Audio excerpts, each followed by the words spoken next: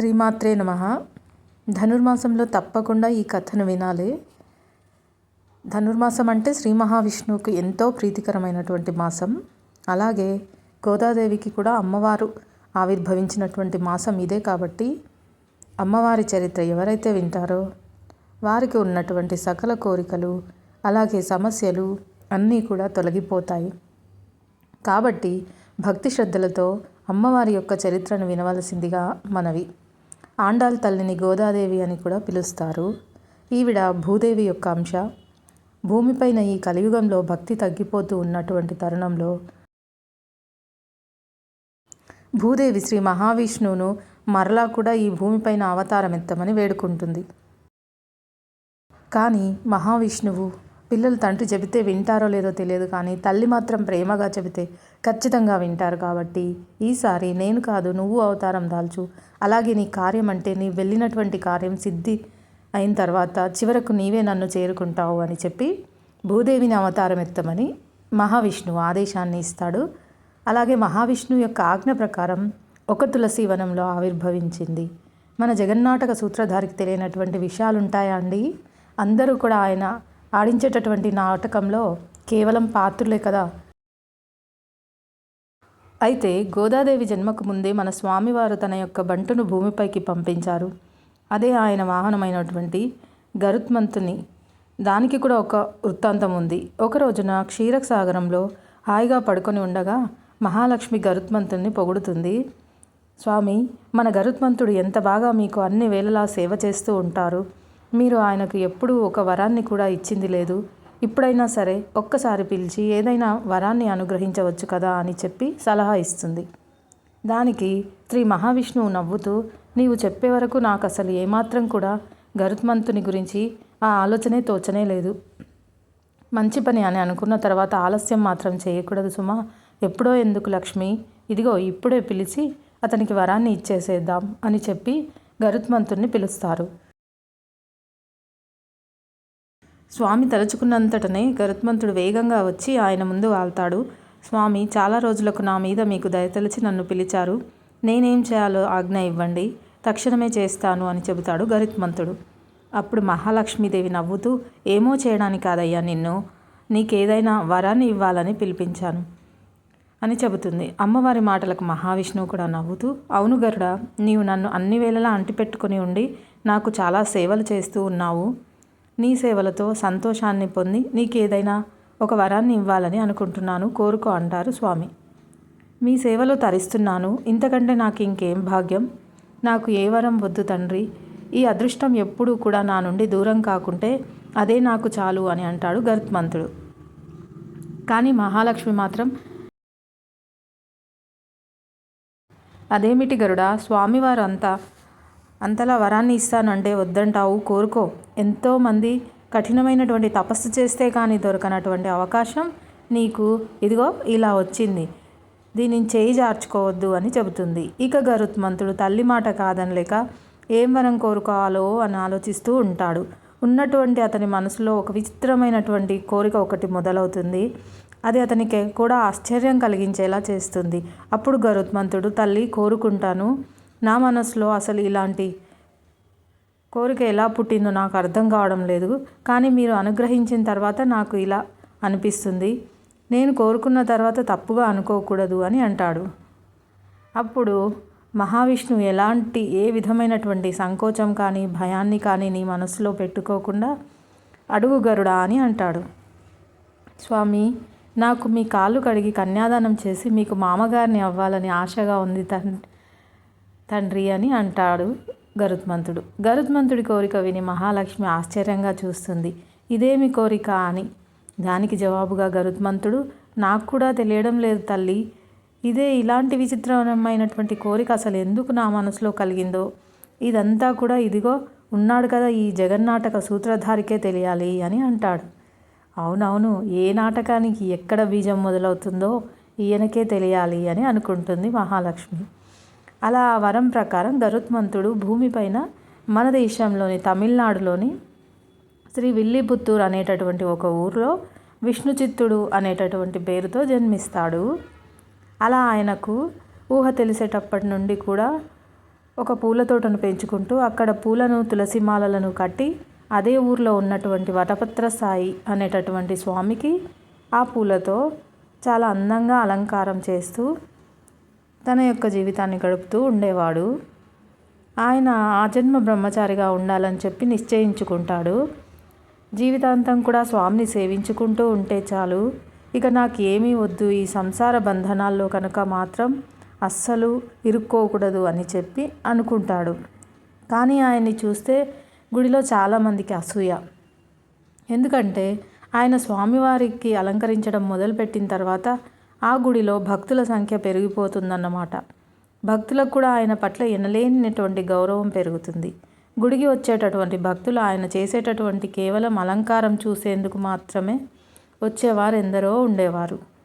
అసలు అలా అనడం కంటే కూడా ఆయన స్వామిని అంత అందంగా అలంకరించేవారు అని చెప్పుకోవాలి. ఇక ఆయన స్వామికి అలంకరణ చేయడం పూర్తయిన తర్వాత స్వామిని చూసేందుకు 2 కళ్ళు చాలవు అన్నట్లుగా చాలా అద్భుతంగా స్వామిని అలంకరించేవారు విష్ణు చిత్తుల వారు. కానీ ఆ గుడిలో కొంతమందికి మాత్రం ఆ మాట అస్సలు నచ్చేది కాదు. ఈ విష్ణు చిత్తుడు రాకముందు మన మాట చెల్లేది, చక్కగా ఊర్లో ఉన్నటువంటి పెద్ద మనుషులందరూ కూడా ఈ విష్ణు చిత్తునికి జైజైలు కొడుతూ ఉన్నారు అని చెప్పేవారు. మనసులో ద్వేషాన్ని పెంచుకుంటారు. అప్పుడు మన తల్లి ఆవిర్భావానికి ఒక్కరోజు ముందు గుడిలో ఉన్నట్టుండిగా అఖండ దీపం ఆరిపోతుంది. ఇక ఏదో అశుభం జరగబోతుందని చెప్పి వారు అనుకుంటూ ఉండగా భయంకరమైనటువంటి గాలులు కూడా వీస్తూ ఉంటాయి. ఆ తర్వాత ఒకరిలో ఒకరు భయపడుతూ ఉంటారు, ఏదైనా ఆపద కలుగుతుందో ఏమో అని చెప్పి. ఇక ఆ అఖండ దీపం ఆరిపోవడంతో ఊరికి ఏదో ఉపద్రవం వస్తుందని చెప్పి అందరూ వణికిపోతూ ఉంటారు. దీన్ని విష్ణు చిత్తుడిపైకి నెట్టేసి అతని స్థానంలో వచ్చేద్దాం అని చెప్పి అక్కడ ఉన్నటువంటి ఒక అనంత శాస్త్రి అనేటటువంటి ఒక అతను అనుకుంటూ ఉంటాడు. విష్ణు చిత్తుడిని అందరూ కూడా పోగొట్టడం అనంత శాస్త్రికి అస్సలు ఇష్టం ఉండేది కాదు. అంతలో అక్కడికి రంగనాథ స్వామి ఒక యతీంద్రుల రూపంలో వస్తారు. వచ్చి అక్కడ గర్భగుడిలో ఉన్నటువంటి స్వామివారికి నమస్కరిస్తారు. అక్కడ ఆయన్ని చూసి పూజారి గారు నమస్కరించి తమరెవరు అని చెప్పి అడుగుతాడు. నన్ను అందరూ కూడా భరద్వాజ యతీంద్రుడు అని అంటారు. నాది బడలిక ఆశ్రమం దేశంలో ఉన్నటువంటి అన్ని వైష్ణవాలయాలను దర్శిస్తూ ఇదిగో చివరకు వటపత్రశాయి అయినటువంటి ఈ రంగనాథుని దర్శించుకోవాలని చెప్పి ఇందాక వచ్చానని అంటాడు. అప్పుడు ఆ ఆలయ అర్చకులు ఆయన యొక్క తేజస్సును చూసి ఈయన త్రికాల జ్ఞానిలా చెప్పుకొని స్వామివారి ఆలయంలో ఎన్నో ఏళ్లుగా వెలుగుతూ ఉన్నటువంటి ఇదిగో ఈ ఖండం ఉన్నట్టుండి ఆరిపోయింది, అసలు దీనికి కారణం ఏమిటో, పరిహారం ఏమిటో, దీని గురించి ఏమైనా చెబుతారా అని చెప్పి అడుగుతారు. ఆయన ఆలోచించి మీ ఆలయంలో ఎన్నో ఏళ్ళుగా అపచారం జరుగుతుంది, అందుకే స్వామివారు ఓర్పు నశించి ఆగ్రహించారు. దాని ఫలితమే ఇదిగో మీరు ఇంకా దీనికి పరిహారం కనుక చేయకపోతే ఈ ఊరు మొత్తం కూడా వల్లకాడైపోతుంది, జాగ్రత్త అని అంటాడు. ఆయన మాటలకు అక్కడ ఉన్నటువంటి బ్రాహ్మణులందరూ కూడా భయపడిపోయి ఎవరి వలన అపచారం జరిగింది స్వామి అని చెప్పి అడుగుతారు. మీలో విష్ణు చిత్తుడు అని అడగగా విష్ణు చిత్తుడు అప్పుడే ఆలయం లోపలికి అడుగు పెడతాడు. ఎందుకు ఇంతటి ద్రోహానికి పాల్పడ్డావు అని అడగగా విష్ణు చిత్తుడు ఆశ్చర్యంగా నేనేం ద్రోహం చేశాను స్వామి, ప్రతినిత్యం నిష్కల్మషంగా స్వామి మీద ఉన్నటువంటి భక్తితో పూలమాలను కట్టి అది తప్ప నాకు నా స్వామి తప్ప వేరే ప్రపంచం లేదు అన్నట్టుగా నేను జీవిస్తున్నాను. నా భక్తిలో లోపం ఉందని చెప్పడం లేదయ్యా, కానీ బ్రహ్మచారి అయినటువంటి నువ్వు స్వామిని సేవించడం చాలా అపచారం అని అంటాను. అదేంటి స్వామి, నారదుడు, హనుమంతుడు, తుంబురుడు వీళ్ళందరూ కూడా బ్రహ్మచారులు కదా స్వామి, వారి అత్యంత ప్రియమైనటువంటి భక్తులు కాదా అని అంటాడు విష్ణు చిత్తుడు. మూర్ఖుడా, నీకు వారితో పోలిక ఏమిటి, వారు మానవులు కారు, బ్రహ్మమానస పుత్రులు, కారణజన్ములు. సృష్టిని సక్రమంగా నడిపించడానికి మానవులు తప్పకుండా గృహస్థ జీవితాన్ని కర్తవ్యంగా భావించి నిర్వహించాలి.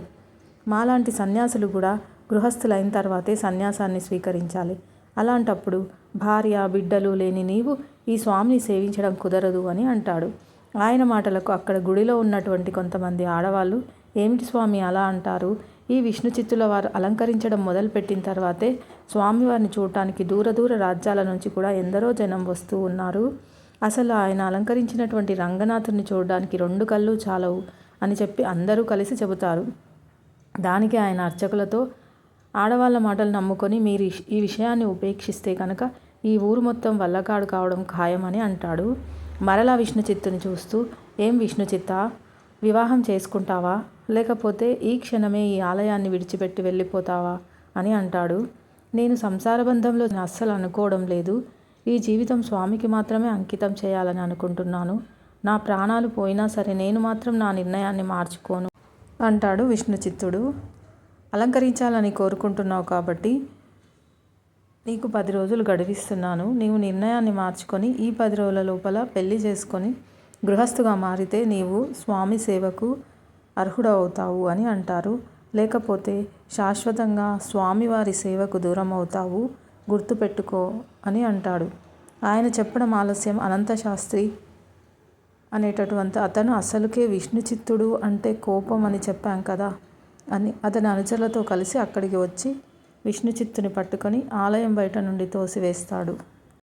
ఇంకా విష్ణుచిత్తుడు చేసేదేం లేక ఏడ్చుకుంటూ ఇంటికి వెళ్ళిపోతాడు. నిద్రాహారాలు మాని ఏడుస్తూ కూర్చుంటాడు.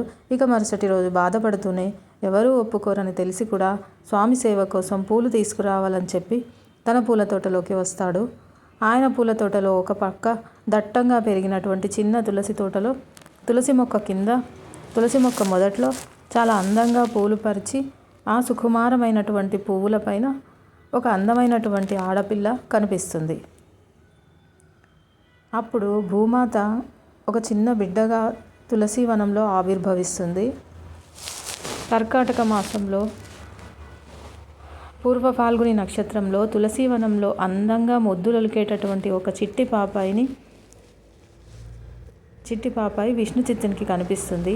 ఆ భూమాత అందమైనటువంటి ఆ బోసి నవ్వులు చూస్తూ ఉంటే అసలు ఎవరికైనా కానీ ఎత్తుకొని ముద్దులాడాలి అనిపించేలా ఉంది ఆ చిట్టి పాపాయి. అంతటి అందమైనటువంటి ఆ బిడ్డను తోటలో చూసినటువంటి విష్ణుచిత్తుడు ఆశ్చర్యం, ఆనందం అన్నీ కలగలిపేలా ఆ పాపాయిని చూస్తూ ఉంటాడు. ఇంత అందమైన అమ్మాయిని, ఇంత పసిపాపని ఎవరు ఈ తోటలో వదిలిపెట్టి వెళ్ళిపోయారా అని చెప్పి ఆలోచిస్తూ ఉంటాడు. ఇక వెంటనే ఆ పసిపాపను ఎత్తుకొని తన గుండెలకు హత్తుకొని, ఇంత చిన్న పాపని తోటలో వదిలిపెట్టి వెళ్ళిపోవడానికి అస్సలు ఎవరికి మనసు వచ్చిందా అనుకుంటూ చుట్టుపక్కల అంతా చూస్తూ ఉంటాడు. కానీ అక్కడ ఎవ్వరు కూడా కనిపించరు. ఆ తర్వాత అతనికి ఊర్లోకి వెళ్ళి అందరినీ అడిగితే బాగుంటుంది కదా అని చెప్పి ఊర్లోకి వెళ్ళి అందరికీ చెప్పి, ఎవరైనా కానీ పిల్లల్ని వదిలేసి వెళ్ళిపోయారేమో, పాపం మీ పాప ఏడుస్తూ నాకు కనిపించింది అని చెబుతాడు. కానీ ప్రతి ఒక్కరు కూడా మాకు తెలియదు అని చెప్పి జవాబిస్తారు. ఇక ఇక్కడ విష్ణుచిత్తానికి పాప దొరికిన వెంటనే అక్కడ గుడిలో చాలా అఖండంగా వెలుగుతూ కనిపిస్తుంది.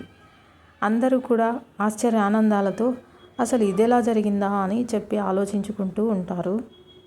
అప్పుడు విష్ణుచిత్తుడు ఆ పాపను తీసుకొని గుడిలోకి వస్తాడు. తనకి ఈ పాప తులసి వనంలో దొరికిందని ఈ పాప తల్లిదండ్రులు ఎవరో కూడా తెలియదు అని చెప్పి ఆ పాపను తీసుకొని ఊళ్ళో అందరికీ కూడా ఆ విషయం గురించి చెప్పమని చెప్తాడు. అది చూసినటువంటి అనంతశాస్త్రి, ఈ విష్ణుచిత్తుడు బ్రహ్మచారి కదా, మరి మనందరితో బ్రహ్మచారిక అని చెప్పి బయటెక్కడో గుట్టుగా సంసారాన్ని వెలగబెడుతున్నాడు కాబోలు. ఇప్పుడు అదిగో ఆ యతీంద్రుల వారు చెప్పడంతో ఇలా పాపతో సహా వస్తున్నాడు అని చెప్పి వెక్కిరిస్తూ ఉంటాడు.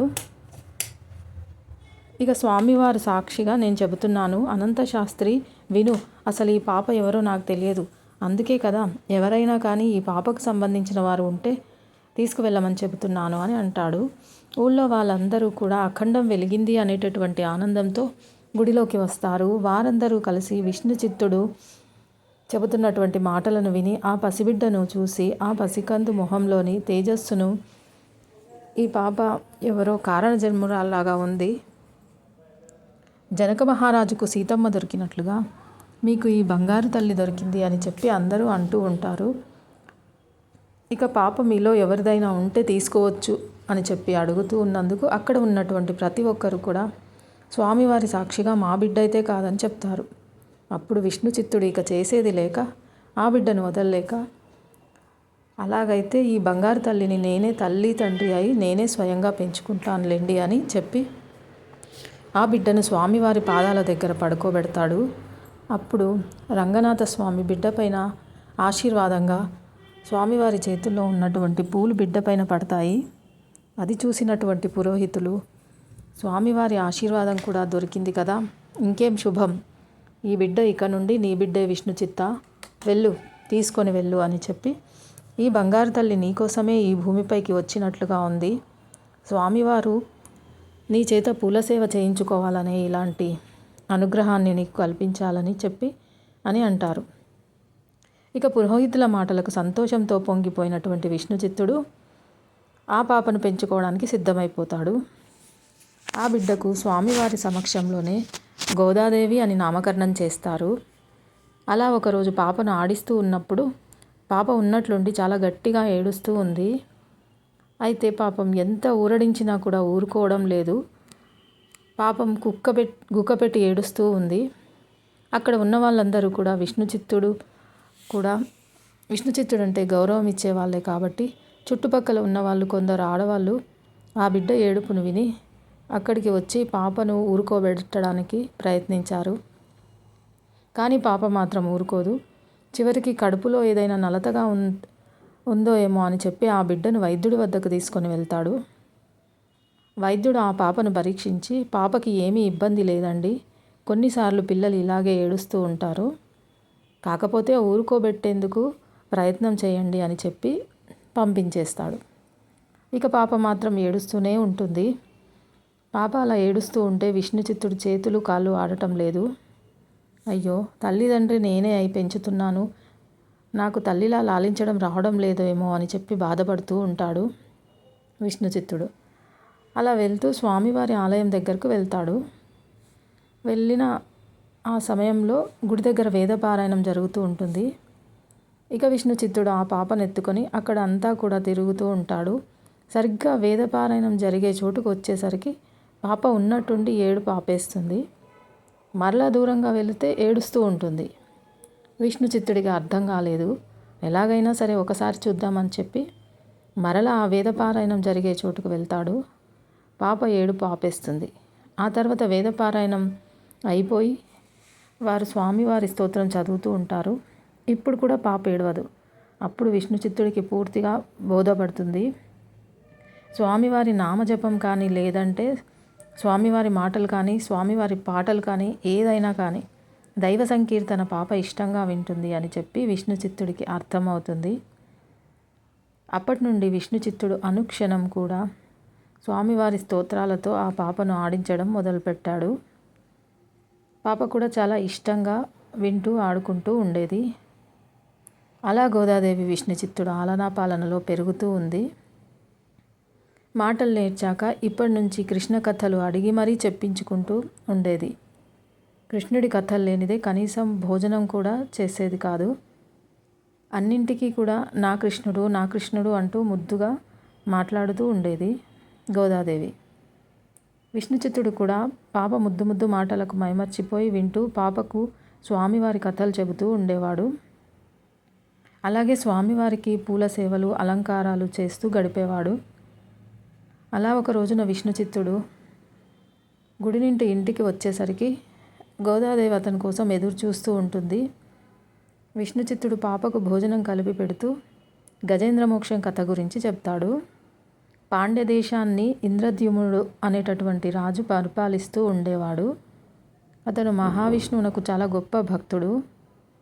అతను అగస్త్య మహర్షి శాపం కారణంగా ఏనుగురాజుగా జన్మించి పాలసముద్రంలోని త్రికూట పర్వతంలో సంచరిస్తూ ఉండేవాడు. అదే అడవిలో ఉన్నటువంటి ఒక సరోవరంలో ఒక గంధర్వుడు శాపవశాత్తుగా ముసలిగా మారి తిరుగుతూ ఉండేవాడు.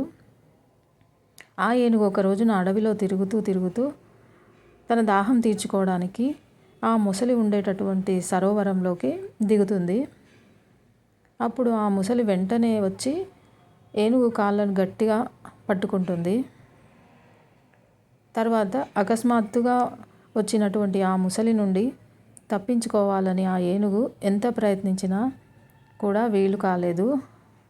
నాకు క్షణానికి నొప్పి తీవ్రంగా మారిపోయిందే, రక్తం కూడా కారిపోతుంది. సహించలేనటువంటి విధంగా నాకు నొప్పి కూడా ఎక్కువైపోయింది అని చెప్పి ఎంత గింజుకున్నా కూడా ఆ ముసలి మాత్రం ఏనుగును వదిలిపెట్టిందే లేదు.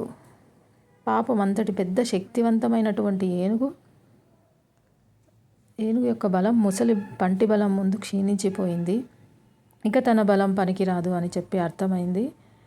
ఆ తర్వాత పూర్వజన్మ భక్తి వలన ఆ ఏనుగు మహావిష్ణువును తన ప్రాణాలను కాపాడమని అర్థించాలి అని చెప్పి ఆయన తప్ప ఇంకెవ్వరు కూడా కాపాడలేరు అనేటటువంటి ఆలోచన వస్తుంది. వెంటనే ఆ ఏనుగు, స్వామి చక్రధర, గరుడగమన, శేషశయన, కాపాడు తండ్రి, నీవు తప్ప నాకు ఇక దిక్కే లేరు నాయనా అని చెప్పి ప్రార్థిస్తూ ఉంటుంది. ఆ సమయంలో శ్రీ మహావిష్ణువు మహాలక్ష్మితో కలిసి పాచికలాడుతూ ఉంటాడు. ఆడుతూ మధ్యలో అమ్మవారి పమిటి కొంగు చేతిలో పట్టుకుంటాడు. అదే సమయంలో గజరాజు యొక్క ఆర్తనాదం స్వామివారికి వినిపిస్తుంది. అంత ఆర్తితో గజరాజు తనను పిలవగానే స్వామివారు ఉన్నపలంగా లేచి అక్కడి నుంచి వెళ్ళిపోతారు. ఎంత తొందరగా అంటే చేతిలో అమ్మవారి పవిటి కొంగును కూడా ఆయన పట్టించుకోలేదన్నమాట. వదిలిపెట్టకుండా అలా వెళ్ళిపోతూ ఉన్నారు. శంఖచక్రాలు ధరించలేదు. తన వాహనమైనటువంటి గరుత్మంతుణ్ణి కూడా పిలవలేదు. ఆయన అలా తన కొంగును పట్టుకొని తెలియకుండానే లాగుతూ వెళ్తూ ఉంటే మహాలక్ష్మి అమ్మవారు కూడా ఆయన వెంటే ఆ కొంగును జరగకుండా పట్టుకొని ఆయన వేగాన్ని అందుకుంటూ వెళ్తూ ఉంది. పాపం ఏ భక్తుడు ఆర్తిగా పిలిచాడో ఏమిటో నా స్వామి ఇంత వేగంగా వెళ్ళిపోతున్నాడు అని చెప్పి ఆమె కూడా ఆయన్ని అనుసరిస్తూ వెళ్ళిపోతుంది. ఆ తర్వాత వారి వెనుక స్వామివారు వెళ్తూ ఉన్నారని చెప్పి మేమెందుకు వెళ్ళకూడదు అని చెప్పి శంకు చక్రాలు గరుత్మంతుడు కూడా పరిగెత్తుకుంటూ వేగంగా వెళ్ళిపోతూ ఉంటారు. అక్కడ స్వామివారు కూడా మహాలక్ష్మితో కలిసి విష్ణుచిత్తుడు ఉన్నటువంటి కథను వింటూ నవ్వుతూ, ఆహా నిన్ను పిలవకుండా వెళ్ళిపోయాను అని చెప్పి ఈ జన్మలో కూడా ఈ విషయాన్ని తలుచుకుంటూ ఉన్నావా గరుడా అని చెప్పి అనుకుంటాడు స్వామివారు నవ్వుకుంటూ. అప్పుడు అమ్మవారు నవ్వుతూ ఆయన కథ చెబుతున్నారు అంతే, మిమ్మల్ని ఏం తలుచుకోవడం లేదు అని చెప్పి అంటాడు. దానికి స్వామివారు కూడా నవ్వుతూ, అవునవును అతనికి పూర్వజన్మ అసలు గుర్తులేదు కదా, నేనే గరుడుని అని చెప్పి అందుకని తలుచుకుంటున్నాడులే అని అంటాడు. స్వామివారు నవ్వుతూ ఇక్కడ విష్ణుచిత్తుడు తన కూతురితో స్వామి పరిగెత్తుకుంటూ వచ్చి చూసుకుంటే తన సుదర్శనం చేతిలో లేదు. అప్పుడు వెనక్కి తిరిగి చూస్తారు. వెంటనే స్వామివారి చక్రం వచ్చి చేతికి అలంకరింపబడుతుంది. వెంటనే స్వామివారు అమ్మవారి కొంగును వదిలిపెట్టి ఆ సుదర్శన చక్రంతో ఆ ముసలి తలను నరికేస్తాడు. గజరాజు ప్రాణాలను కాపాడుతాడు. ఆ తర్వాత అమ్మవారితో కలిసి గజేంద్రునికి సాక్షాత్కారం ఇచ్చి మోక్షాన్ని కూడా ప్రసాదిస్తాడు స్వామి. నీవే దిక్కు అని ఎవరైనా కానీ ఆర్తిగా పిలిస్తే వెంటనే పరిగెత్తుకుంటూ వస్తాడు నా స్వామి అని అంటాడు విష్ణుచిత్తుడు.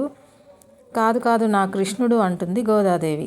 ఆ తర్వాత విష్ణుచిత్తుడు కూడా నవ్వుతూ, సరే నేను కలిపేటటువంటి బువ్వ బాగుందా కూతుర్ని అడుగుతాడు.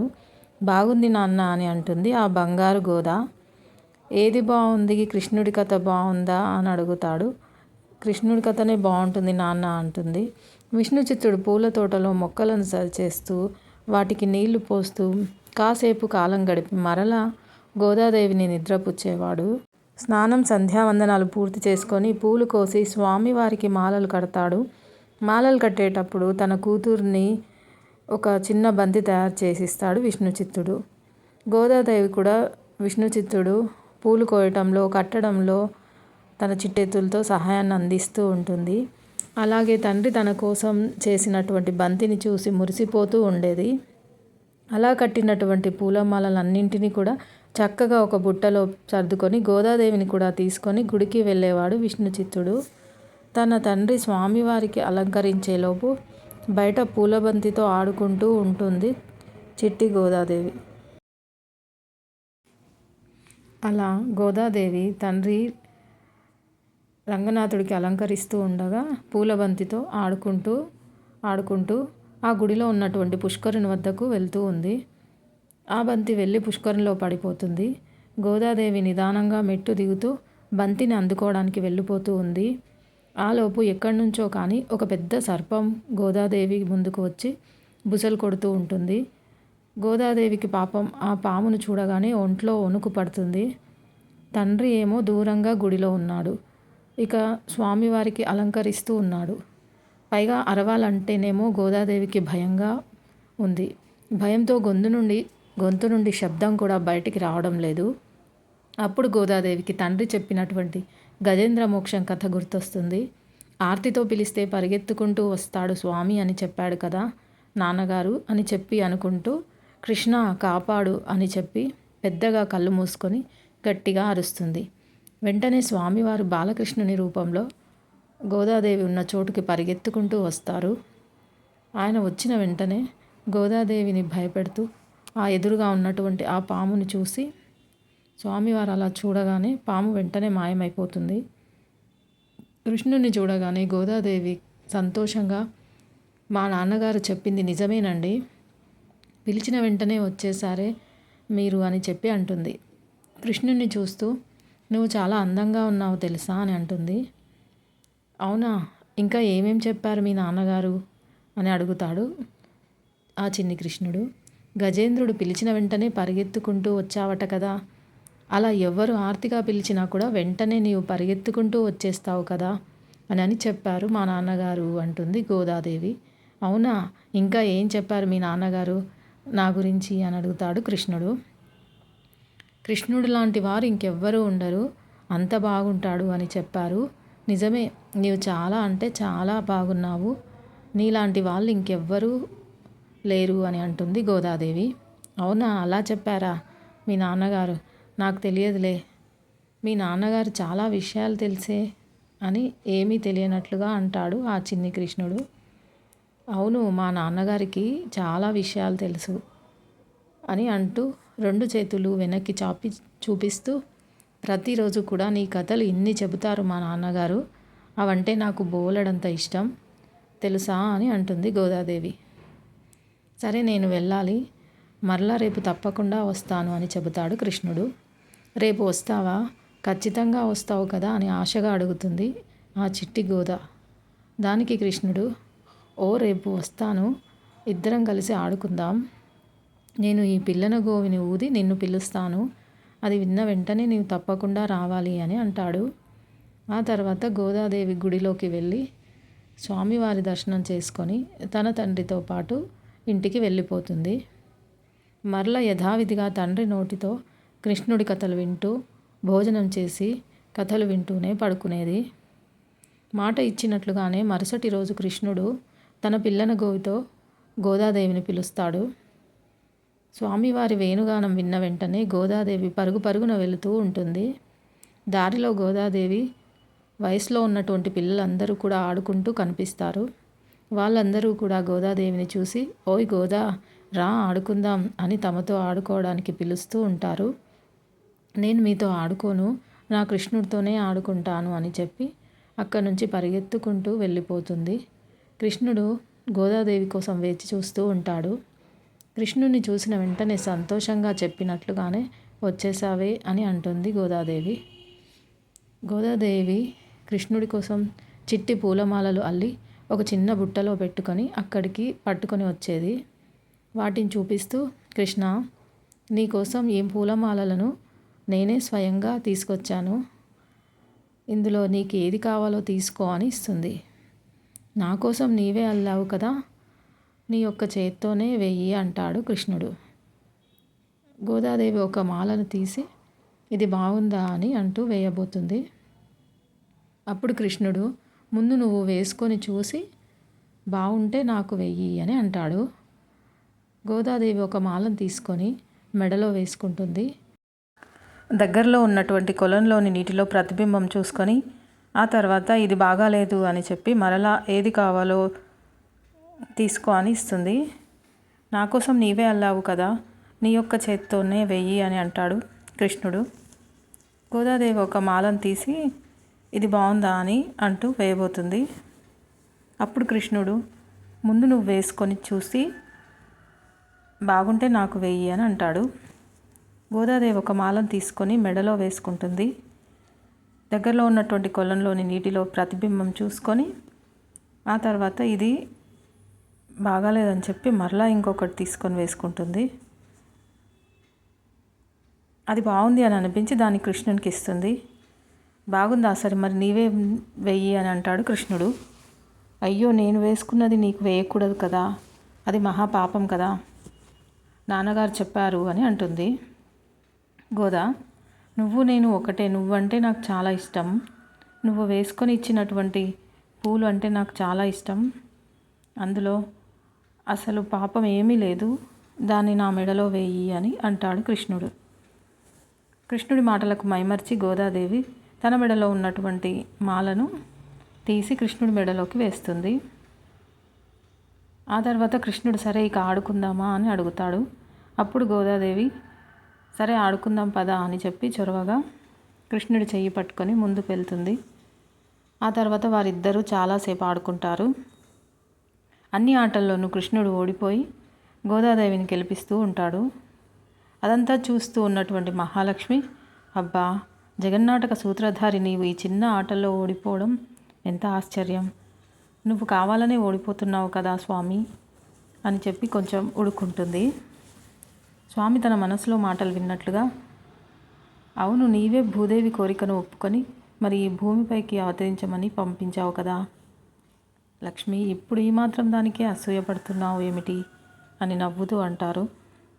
ఇక్కడ గోదాదేవితో కృష్ణుడు ఆటలాడి చాలా అలసిపోయాను, నాకు చాలా ఆకలిగా ఉంది అంటాడు. అయ్యో కృష్ణ, ఆకలి వేస్తుందా, మా ఇంటికి వెళ్దాం పదా, నీకేమైనా తినడానికి పెడతాను అని చెప్పి గోదాదేవి తను స్వయంగా కృష్ణుడిని తీసుకొని ఇంటికి వెళ్తుంది. ఇక నీకేం కావాలి అని చెప్పి అడుగుతుంది. నాకు వేరే ఏం వద్దు, కేవలం వెన్న మాత్రమే కావాలి, మీ ఇంట్లో వెన్న ఉందా అని అడుగుతాడు కృష్ణుడు. ఓ వెన్న లేకే బోలెడంతుంది, మా ఇంటికి పద ముందుకు ఇస్తాను అని తన ఇంటికి కృష్ణుని తీసుకువెళ్ళిన తర్వాత వెన్నకుండ పెట్టినటువంటి చోటుకు వెళ్తారు ఇద్దరు కూడా.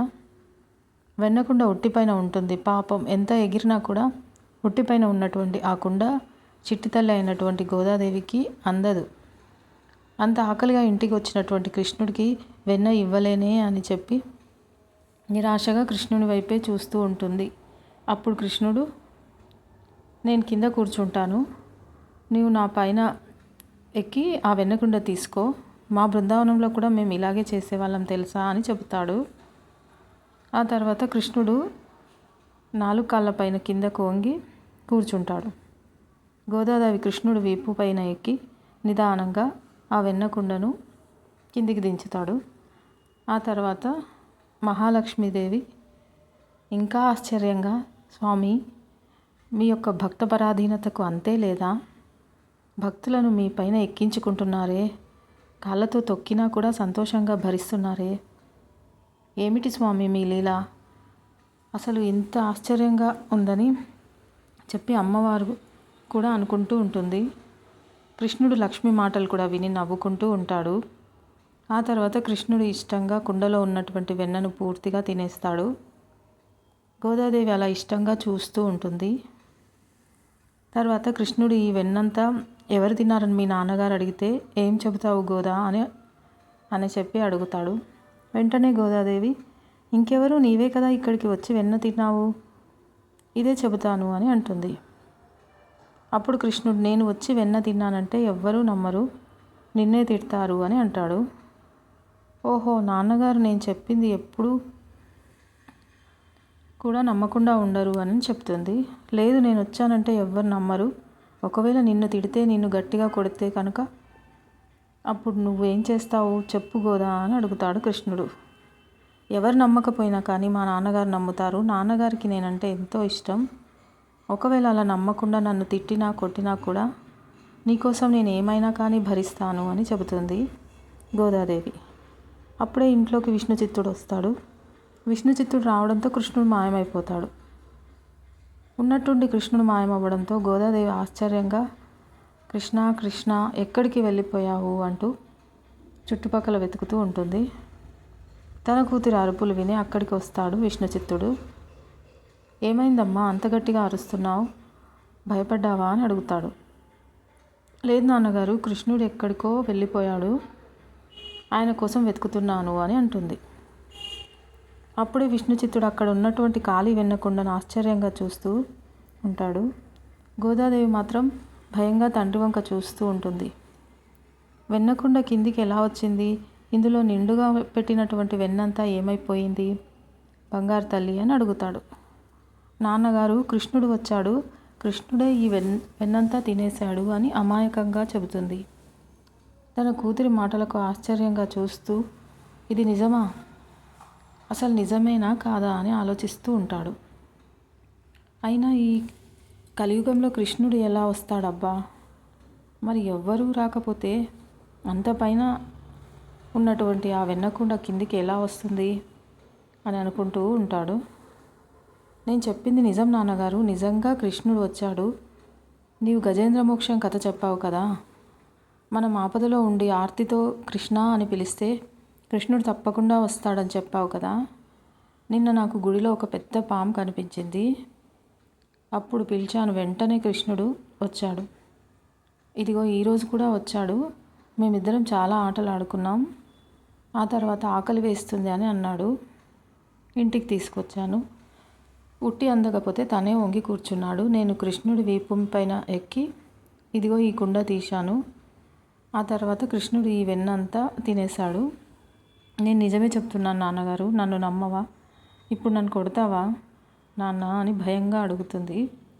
అప్పుడు విష్ణుచిత్తుడు తన కూతుర్ని దగ్గరకు తీసుకుంటూ, అయ్యో చిట్టి తల్లి, నీవు నా బంగారానివిరా, నిన్ను కొట్టడమా చాచా, అస్సలు జరగదు. నేను ఎప్పుడూ కొట్టను తల్లి, నువ్వేం చేసినా కొట్టను, భయపడవద్దు అని కూతురికి ధైర్యం చెప్పి దగ్గరికి చేర్చుకుంటాడు. ఆ తర్వాత యథావిధిగా తన పనులు చేసుకుంటూనే ఆలోచనలో పడతాడు. అసలు తన కూతురు ఏదైనా భ్రాంతిలో ఉందా అని అనుకుంటాడు. ఇంటి బయట కూర్చొని ఆలోచిస్తూ ఉంటాడు విష్ణుచిత్తుడు. ఏదో దీర్ఘంగా ఆలోచిస్తూ ఉంటాడు అని పక్కింటి స్నేహితుడు వచ్చి విషయం ఏమిటి అని అడుగుతాడు.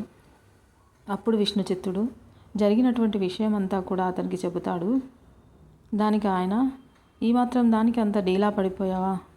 చిన్నప్పటి నుంచి కూడా అమ్మాయికి కృష్ణ భక్తి ఎక్కువ కదా, దానికి తోడు నువ్వు కూడా అమ్మాయికి ఎప్పుడూ కృష్ణుడి కథలే చెబుతూ ఉంటావు. దానివల్ల అమ్మాయికి ఎప్పుడూ కూడా కృష్ణ ధ్యాసే అన్నట్లుగా అయిపోయింది అని అనుకుంటున్నాను. అందుకే కృష్ణ ధ్యాసలో పడి కృష్ణుడే తన దగ్గరకు వచ్చాడు అని భ్రమపడుతూ ఉంది. అంతే, కొన్నాళ్ళు అమ్మాయిని గురుకులంలో చేర్పించు. గురువులు చెప్పేటటువంటి పాఠాల్లో మనసు నిమగ్నం చేసి తన తోటి ఆటపాటలతో తన ధ్యాస వేరే వైపుకు మళ్ళవచ్చేమో అని చెప్పి సలహా ఇస్తాడు. ఇక విష్ణుచిత్తుడికి కూడా అదే మంచిది అనిపిస్తుంది. మర్నాడు విష్ణుచిత్తుడు గోదాదేవిని గురుకులంలో చేర్పిస్తాడు. గోదాదేవి గురుకులంలో చేరిన తర్వాత కృష్ణుడు రావడం లేదన్నమాట. గురువులు చదువు సంధ్యలు నేర్పించడంతో కొంతవరకు గోదాదేవి ధ్యాస కృష్ణుడి వైపు నుంచి మళ్లించగలుగుతూ ఉన్నారు. కానీ తీరిక సమయాల్లో మాత్రం గోదాదేవి తన తోటి అమ్మాయిలతో ఆడుకోకుండా ఒంటరిగా ఉంటుంది. ఆశ్రమంలో కూడా ఒక మండపంలో కృష్ణుడి విగ్రహం ఉండేదన్నమాట. ఎప్పుడూ ఆ విగ్రహం దగ్గరే మండపంలోనే కూర్చొని ఆలోచిస్తూ ఉండేది. తనతో పాటు చదువుకోవడానికి వచ్చినటువంటి అమ్మాయిలు, ఏ గోదా రా ఆడుకుందాం, మేమందరం ఇక్కడ ఉంటే నువ్వు ఒక్కదానివి కూర్చొని ఏం చేస్తున్నావే అని అంటారు. గోదాదేవి ఎవరి మాటలకు జవాబు ఇచ్చేది కాదు. ఎవరితోనూ ఏమీ మాట్లాడకుండా కృష్ణుడి విగ్రహం ఉన్నటువంటి మండపంలో కూర్చొని ఉండేది. ఆ తర్వాత గదిలోకి వెళ్ళి విశ్రాంతి తీసుకునేది. గురువుగారు చెప్పినటువంటి పాఠాలు మాత్రం చక్కగా నేర్చుకునేది. విద్యాబుద్ధుల్లో మంచి ప్రావీణ్యం కూడా పొందింది. అలా ఎప్పుడూ కూడా కృష్ణ ధ్యాసలోనే ఉండేది. గోదాదేవితో ఉన్నటువంటి అమ్మాయిలందరికీ కూడా అది నచ్చేది కాదు. పాపం మన గోదా ఏదో మనసులో పెట్టుకొని తనలో తానే ఆలోచించుకుంటూ ఇబ్బంది పడుతూ ఉండే, అదేంటో ఈరోజు ఖచ్చితంగా మనం తెలుసుకోవాలని చెప్పి దానికి ఒక మంచి పరిష్కారాన్ని ఆలోచిస్తారు. లేకపోతే బలవంతంగా అయినా మనమందరం కలిసి ఆడుకోవడానికి గోదాదేవిని లాక్కొని వెళ్ళాలని చెప్పి చాలా గట్టిగా అనుకొని అక్కడికి వస్తారు. కొందరు గోదాదేవి మొహంలో ఉన్నటువంటి తేజస్సును గమనించి మన గోదా కారణజన్మురాలు అయి ఉండొచ్చు అని అనుకుంటారు. మొత్తానికైతే అందరూ కలిసి ఎలాగైనా సరే గోదాదేవి మనసు మళ్లించాలని చెప్పి అనుకుంటారు. అలా గోదాదేవి వద్దకు వెళ్ళి, గోదా, నీవు ఇలా ఎప్పుడు ఏదో ఆలోచిస్తూ ఎవరితోనూ మాట్లాడకుండా ఎందుకు ఒంటరిగా కూర్చొని ఉంటావు? నీ మనసులో ఏదైనా ఉంటే చెప్పు అని అడుగుతారు. మాకు చేతనైనంత సహాయం కూడా మేము చేస్తాము అని అడుగుతారు. మరి నేను చెప్తే మీరందరూ నన్ను పిచ్చిదాన్నని అనకూడదు, పిచ్చిదానిలా చూడకూడదు అని అంటుంది గోదాదేవి. అయ్యో, మన గురుకులంలో ఉన్నటువంటి అందరిలోకి తెలివైన దానివి, నిన్ను పిచ్చిదాన్నని మేము ఎందుకు అనుకుంటాం? ఏమీ అనుకోము. అలాంటి ఆలోచనలు ఏమీ పెట్టుకోకుండా సంతోషంగా చెప్పు గోదా అని అంటారు వాళ్ళు. అప్పుడు గోదాదేవి తన చిన్నప్పుడు జరిగినటువంటి సంఘటనలన్నింటినీ కూడా తన స్నేహితురాళ్ళకు చెప్పుకుంటూ వస్తుంది. కొందరు గోదాదేవి అన్నట్టుగానే ఇది నిజంగానే పిచ్చిది, కాకపోతే ఈ కాలంలో కృష్ణుడు పిలవగానే రావడమా, తనతో ఆడుకోవడం జరుగుతుందా, దీనికి పిచ్చి ముదిరిపోయిందని అనుకున్న పైకి మాత్రం ఏమీ మాట్లాడలేదు. కొందరు మాత్రం ఇది నిజమో అబద్ధమో మనకు తెలియదు కదా, ఆ దేవుడు గోదా తలరాత్రిలో ఏది రాసిపెట్టి ఉంటే అదే జరుగుతుంది. ఏదైనా కానీ అద్భుతం జరగడానికి ముందు దాన్ని ఎవరూ కూడా నమ్మరు. గోదా జీవితంలో కూడా అలాగే అవుతుందేమో అని చెప్పి కొందరు అనుకుంటారు. మనందరం చూస్తూ ఉన్నట్లు గోదా చాలా తెలివైన అమ్మాయి. గురువుగారు చెప్పినటువంటి ప్రతి ఒక్క చదువులో ప్రతి పద్యాలు అన్ని విద్యనంతా చక్కగా అప్పచెప్పేస్తుంది. ఏకసంతాగ్రాహి, సంగీత నాట్య విద్యల్లో కూడా ఆరితేరిన అమ్మాయి, సరస్వతీ కటాక్షం ఉన్నటువంటి అమ్మాయి కూడాను. అలాంటి గోదా మనసులో ఏమున్నా కూడా మన ప్రయత్నంగా మనం తనను తాను తన యొక్క మనసును మళ్లించడానికి ఏదైనా చేయాలి అని చెప్పి ఆలోచిస్తూ ఉంటారు. ఆ తర్వాత వారికి ఒక ఉపాయం వస్తుంది. వారందరూ కలిసి గోదా దగ్గరికి వెళ్ళి, ఇలా చూడు గోదా, కృష్ణుడు నిన్ను చూడడానికి రావడం లేదు కదా అని చెప్పి నువ్వు ఎక్కువగా ఆలోచిస్తూ ఉన్నావు. కృష్ణుడు వచ్చేలా నీవే అతన్ని ఆకట్టుకోవాలి.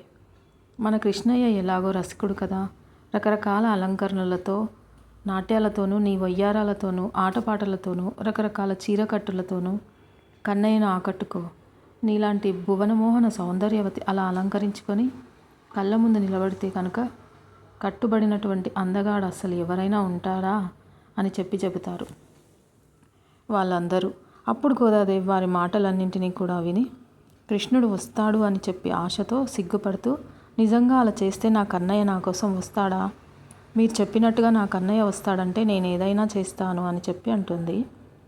గోదాదేవి తప్పకుండా వస్తాడు కదా, సరస్వతీ కటాక్షం గలదానివి, లక్ష్మీ స్వరూపంతో ఉన్నదానివి, ప్రపంచంలో అందమంతా కూడా పోతపోసి నీలోనే దాచుకున్నావు, నీకోసం రాకపోతే మరి ఇంకెవరి కోసం వస్తాడు అని చెప్పి గోదాదేవి వెనక నుంచి కౌగిలించుకొని ఒక స్నేహితురాలు చెప్తుంది. ఆ రోజు నుండి గోదాదేవికి కృష్ణుడు ఖచ్చితంగా వస్తాడు అనేటటువంటి ఆశ చిగురిస్తుంది. అప్పటి నుండి ముభావంగా ఉండకుండా కృష్ణుడి కోసం తనను తాను అందంగా అలంకరించుకుంటూ కృష్ణుడి చుట్టూ తిరుగుతూ పాటలు పాడుతూ ఆటలాడుతూ సమయాన్ని గడుపుతూ ఉండేది. అలా ఆడుతూ పాడుతూ సంతోషంగా ఉన్నటువంటి తమ స్నేహితురాలను చూసి, పోనీలే ఇలాగైనా సరే మనం తన యొక్క మనసును మార్చగలిగాము, తన శరీరం పైన అలంకారం పైన కొంచెం దృష్టి మలిచేలా ఉత్సాహంగా ఉండేలా గోదాదేవిని చేశాము అని చెప్పి అందరూ కూడా మురిసిపోతూ ఉంటారు. అలా తన యొక్క విద్యాభ్యాసం ముగించుకొని గురువుల యొక్క మెప్పులు కూడా పొంది తిరిగి తండ్రి వద్దకు వెళ్తుంది. అక్కడ కూడా తన స్నేహితులు చెప్పిన ప్రకారమే కృష్ణుని ఆకట్టుకోవడానికి ప్రయత్నిస్తూ తన తండ్రితో పాటు తను కూడా అందమైనటువంటి పూలమాలలు అల్లుతూ ఆ పూల అలంకరణలో తన కృష్ణుడు ఎంత అందంగా ఉంటాడో అని చెప్పి ఊహించుకుంటూ ఉండేది. అలా ప్రతిరోజు కూడా కొత్త కొత్త అలంకరణలతో అందంగా మెరిసిపోతూ ఉండేది. గురుకులం నుండి వచ్చిన తర్వాత తన కూతురులో వచ్చినటువంటి మార్పును చూసి సంతోషిస్తాడు విష్ణుచిత్తుడు. తన కూతురు ఎదిగినటువంటి వయసులో ఉన్నది కాబట్టి ఇలా అందంగా అలంకరించుకుంటూ ఉంటుందేమో అని చెప్పి అలా ఆ విధంగా ఊహించుకుంటూ ఉంటాడు. ఆ తర్వాత తండ్రిగా తన కూతుర్ని అలంకరణలో చూసుకుంటూ మురిసిపోతూ ఉంటాడు. ఒక రోజున తనను తాను అందంగా అలంకరించుకుంటూ అద్దంలో చూసుకుంటూనే, చూడు కృష్ణ, నీకోసం ఈరోజు నీ ఒంటి రంగులో ఉన్నటువంటి పరికిని వేసుకున్నాను, నీ ఒంటిపైన అలంకరించేటటువంటి గులాబీ రంగులో ఉన్నటువంటి ఓణిని వేసుకున్నాను, బాగుందా చెప్పు కన్నయ్య అని చెప్పి అనుకుంటూ ఉండేది. అలాగే నేను చిన్నగా ఉన్నప్పుడు చిట్టి కన్నయ్యలా వచ్చావు కదా, మరి ఇప్పుడు నా మనసుకు తోచేటటువంటి గోపాలుడిగా వస్తావా? రంగనాథుడి రూపంలో వస్తావా? ఎలా వస్తావు? ఎప్పుడు వస్తావు అని చెప్పి అనుకుంటూ ఉండింది. ఇదిగో ఇలా చూడు, నీకోసమే ఇవన్నీ అలంకరించుకుంటూ ఉన్నాను. ఇది నీకు నచ్చలేదా? ఒక్కసారి కనిపించి చెప్పవా కన్నయ్య అని అనుకుంటూ తనను తాను చూసి మురిసిపోతూ మైమరిచిపోతూ ఉండేది. నేనేం నిన్ను మాత్రమే చూడనని నీకు చెప్పడం లేదు కదా కన్నయ్య. నేనంత స్వార్థపురాలు కాదు. నీవే విశ్వానికి అంతటి కూడా పోషకుడివి, పురుషుడివి. నాలా నిన్ను కొలిచేటటువంటి గోపికలు ఎందరో ఉన్నారు. నీ గోపికలో నన్ను కూడా చేర్చుకో. నీలో నన్ను చేర్చుకో కన్నయ్య అని మాత్రమే నిన్ను నేను అడుగుతున్నాను అని అనుకుంటూ ఉండేది. అంతలో విష్ణుచిత్తుడు తోటలో నుంచి పువ్వులు తెంపుకొని వచ్చి స్వామి కోసం పూలు అల్లుతూ ఉన్నాడు. గోదాదేవి కూడా వెళ్ళి తండ్రితో కూర్చొని అందంగా పూలమాలలు అల్లుతూ ఉంది. విష్ణుచిత్తుడు గోదాదేవితో, అమ్మ గోదా, నీవు నాకంటే అందంగా పూలమాలలు చక్కగా అల్లుతూ ఉన్నావు. ఎంత బాగా అల్లుతున్నావంటే నువ్వు కట్టినటువంటి మాలలో స్వామి ఇంతకుముందు నేను అలంకరించేటప్పటికంటే కూడా చాలా ఎక్కువగా అందంగా కనిపిస్తూ ఉన్నారు. చూడడానికి కూడా 2 కళ్ళు చాలవేమో అని అనిపిస్తుంది తెలుసా అని అంటాడు. ఇంకా మరొక విషయం ఏమిటంటే, నువ్వు కట్టినటువంటి అందమైన పూలమాలలతో తనను తాను అలంకరించుకోవాలని చెప్పి స్వామివారు వేచి చూస్తున్నాడేమో అని అనిపిస్తుంది. ఇది నాకు కూడా విచిత్రంగా ఉంది అని చెప్పి అంటాడు విష్ణుచిత్తుడు. అప్పుడు లక్ష్మీదేవితో వైకుంఠంలో స్వామివారు, అవునవును, స్వయంగా భూదేవి తన చేతితో మాలలు కడుతూ ఉంటే ఈ భూమిని ఎంత అందంగా రంగురంగులతో అద్దినటువంటి దేవేరి ఇక నా శరీరాన్ని ఎన్ని రంగులతో అందంగా మలుస్తుందో అని చూస్తూ ఉంటున్నాను అని అంటాడు. మీకు విష్ణుచిత్తుడు కట్టినటువంటి పూలమాలల కంటే కూడా గోదాదేవిని కట్టినటువంటి మాలలు ప్రియంగా ఉన్నాయి. ఎందుకు స్వామి మీకు గోదాదేవి కట్టిన మాలలంటే ఎందుకు అంత ఇష్టం అని అడుగుతుంది లక్ష్మీదేవి. విష్ణుచిత్తుడు నా మీద భక్తితో పూలమాలలు కడతాడు, కానీ గోదా అలా కాదు, నా మీద అంతులేనటువంటి ప్రేమతో అనురాగంతో కడుతుంది కదా, అందుకేనేమో నాకు అవంటే అంత ఇష్టం అని చెప్పి అంటాడు కృష్ణుడు. అవునవును, చాలా అందంగా కనిపిస్తున్నాయి. ప్రతి అవతారంలోనూ నాకు సవతి పోరు తప్ప ఇంకేమీ ఉండదని చెప్పి మొహం తిప్పుకుంటుంది అమ్మవారు. దానికి మహావిష్ణువు నవ్వుతూ, అయ్యో నీవే కదా ఒప్పుకొని పంపించావు, ఇప్పుడు మరలా నీవే అలిగితే ఎలా లక్ష్మి? నేను అవతారం ఎత్తినటువంటి తర్వాత భూదేవి అవతారం దాల్చిన కళ్యాణం మాత్రం జరగక తప్పదు కదా, అదే లోక కళ్యాణం, భూదేవి కూడా అదే కోరుకుంటుంది అని అంటాడు. అప్పుడు మహాలక్ష్మి, మరి కళ్యాణం జరగాలంటే గోదాదేవి ఎదురు చూస్తున్నటువంటి కృష్ణుడు తన ముందుకు వెళ్ళాలి కదా, పాపం స్వామి గోదాదేవి ఎన్ని ప్రయత్నాలు చేస్తుందో చూడండి, మీరు మాత్రం కనికరించడం లేదు కదా అని అంటుంది. ఇంతసేపు అసూయ, ఇప్పుడు మాత్రం స్త్రీపక్షపాతమా? దేవి ఏమిటిది అంటాడు. స్వామి జగన్నాటక సూత్రధారి, మీకు తెలియదా?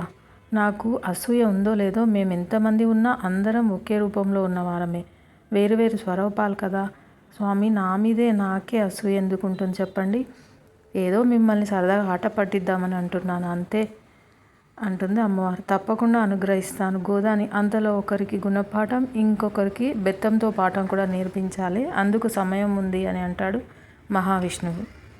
అంటే మీరే రంగంలోకి దిగుతారా స్వామి అని ఆశ్చర్యంగా అడుగుతుంది మహాలక్ష్మి. స్వామివారు నవ్వుతూ, వీళ్ళందరికీ నేను అక్కర్లేదులే, మన ప్రియభక్తులే వీరికి తగినటువంటి పాఠాలు చెప్తారు అని అంటాడు. మరి ఎప్పుడు గోదాను అనుగ్రహిస్తారో చెప్పకూడదా అని అడుగుతుంది మహాలక్ష్మి. దానికి ఇంకా సమయం రావాలి, సమయం వచ్చేంత వరకు వేచి చూడవలసిందే అని అంటాడు. విష్ణుచిత్తుడు కూతురు మాలలను చూసి చాలా బాగా కడుతున్నావు అని చెబుతూ ఉంటాడు. అలా అయితే నేను కూడా ఇవాళ వచ్చి స్వామివారి అలంకారాన్ని నా కళ్ళతో నేను చూసి కళ్ళలో నింపుకుంటాను నాన్నగారు అని అంటుంది. అలాగే తండ్రితో పాటు గుడికి వెళ్ళి ముగ్ధ మనోహరమైనటువంటి స్వామివారి విగ్రహాన్ని చూస్తూ, ఎంత అందంగా ఉన్నారో స్వామివారు, మీ కళ్ళు చూస్తే చాలు జీవితం ధన్యమైపోతుంది, భువన మోహనాకారుడివే, నిన్ను నా అందం ఏ విధంగా ఆకర్షిస్తుందో చెప్పండి, మీ అందం ముందు నా అలంకరణ ఏమాత్రం సరిపోదు, అందుకేనా నేను ఎంతగా ఆశపడి నీకోసం అలంకరించుకుంటున్నా కూడా నన్ను కనీసం చూడటానికి కూడా రావడం లేదు, తొందరగా రా కన్నయ్య అని పిలుస్తుంది గోదా. అంతలో గుడిలో ఉన్నటువంటి ఆడవాళ్ళందరూ కూడా గోదాదేవి కట్టినటువంటి చీరకట్టును చూసి ఆకర్షణకు గురవుతారు. అది ఒక విశేషమైనటువంటి చీరకట్టు. అది చూడటం గోదాకు కొత్త ఏమీ కాదు. యుక్త వయసులో ఉన్నటువంటి తాను ఎప్పుడూ కూడా పరికినీలే వేస్తుంది కాబట్టి అలా చీర కడితే నా కన్నయ్యకు నచ్చుతుందో ఏమో అని చెప్పి ఆ విధమైనటువంటి అలంకరణలో అమ్మవారు గోదాదేవి అలంకరించుకుంటుంది. అది వైష్ణవుల ఇళ్లలో పెళ్ళైనటువంటి ఆడవాళ్ళు కట్టుకునేటటువంటి చీరకట్టు. తమిళనాడులో దాన్ని మడిసారు అని అంటారు. అంటే 9 గజాల చీరతో దాన్ని అందంగా పొందికగా కడతారన్నమాట. మామూలుగా మనం కట్టేటటువంటి 6 గజాల చీరతో ఆ చీరకట్టు సరిగ్గా కుదరదు. తర్వాత రోజు నన్ను పెళ్ళి కాని అమ్మాయిలా చూస్తూ ఉన్నావు కదా, అందుకే నీకు నచ్చడం లేదు, అందుకే నీకు భార్యగా కనిపిస్తున్నాను, ఇప్పుడు ఎలా ఉన్నానో చూడు అని చెప్పి అడుగుతుంది. సరే చూద్దాం, నన్ను ఈ చీరకట్టులో చూసైనా సరే నా కోసం వస్తావేమో అనే ఆశతో నీకోసమే నేను ఇలా అలంకరించుకుంటున్నాను స్వామి అని చెప్పి స్వామివారి విగ్రహం చూస్తూ మనసులో మాట్లాడుకుంటూ ఉంటుంది. ఆ తర్వాత విష్ణుచిత్తుడికి గుడిలోనే ఏదో ఒక పని పడింది.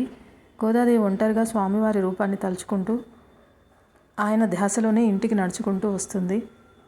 దారిలో ఒక ముసలావిడ గోదాదేవిని ఢీకొట్టి పడిపోతుంది.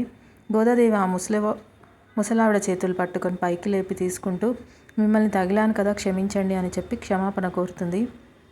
కానీ ఆవిడ మాత్రం గోదాదేవిని చూస్తూ ఇంతటి అందగత్తె మన రాజ్యంలో ఉందా అని అనుకుంటూ కళ్ళార్పకుండా చూస్తూ ఉంటుంది. గోదాకి ఎందుకో ఆవిడ చూపు నచ్చదు. ఒళ్ళంతా తేళ్ళు జర్రలు పాకినట్లుగా ఇబ్బందిగా ఆవిడను తప్పించుకొని గుడి నుంచి వెళ్ళిపోతుంది. ఆవిడ మాత్రం వికృతంగా నవ్వుతూ, పోవే చిలక పో, నా కళ్ళల్లో పడిన తర్వాత తప్పించుకోలేవు, నీ పుట్టు పూర్వోత్తరాలు పూర్తిగా తెలుసుకుంటాను, మహారాణి యోగం నిన్ను వెతుక్కుంటూ వస్తుంది, నీకు అదృష్టం చాలా భయంకరంగా ఉందని అనుకుంటుంది. ఆ తర్వాత గోదాదేవి ఇంటికి వెళ్ళి మరలా తన కృష్ణుడి కోసం అలంకరించుకోవడం మొదలు పెడుతుంది.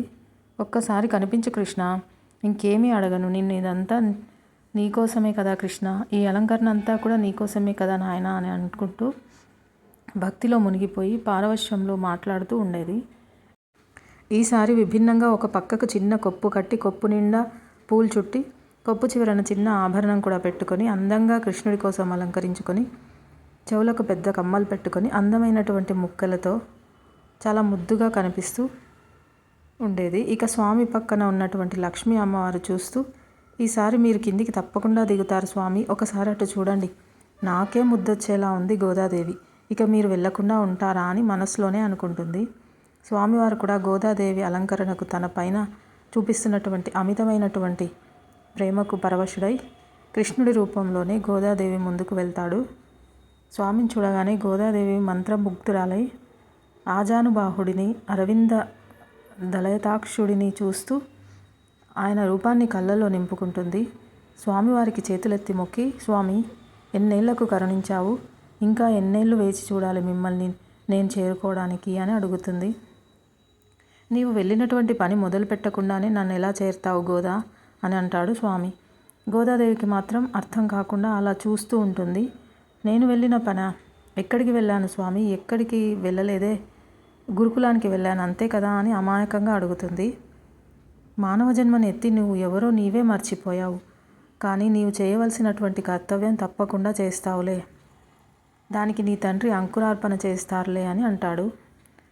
స్వామి గోదాదేవి ఇంకా అర్థం కాకుండా ఆలోచిస్తూ ఉంటుంది. ఆ తర్వాత స్వామి ఒక చిలుకను గోదాదేవి చేతికి ఇస్తారు. నాతో కనుక నీవేదైనా మాట్లాడాలనుకుంటే ఇదిగో ఈ చిలుకతో నాకు వర్తమానం పంపించు, నా కోసం నీవు పూలమాలను ముందుగా నువ్వు అలంకరించుకొని ఆ తర్వాత మాత్రమే నాకు ఇవ్వడం మాత్రం మర్చిపోవద్దు, నువ్వు ముడిచి ఇడ్చిన మాలలంటే నాకు చాలా ఇష్టం గోదా, తిరిగి మనం ఇద్దరం ఒక్కటయ్యేదాకా మన మధ్య ఈ దూరం తప్పదని చెప్పి స్వామివారు గోదాదేవితో చెప్తారు. ఆ తర్వాత స్వామివారు ఉన్నట్టుండి మాయమైపోతారు. గోదాదేవికి అదంతా కూడా ఒక స్వప్నంలాగా అనిపిస్తుంది. కానీ తన చేతిపై ఉన్నటువంటి రామచిలుకను చూసి ఇది కల కాదు, నిజం అని చెప్పి తెలుసుకుంటుంది.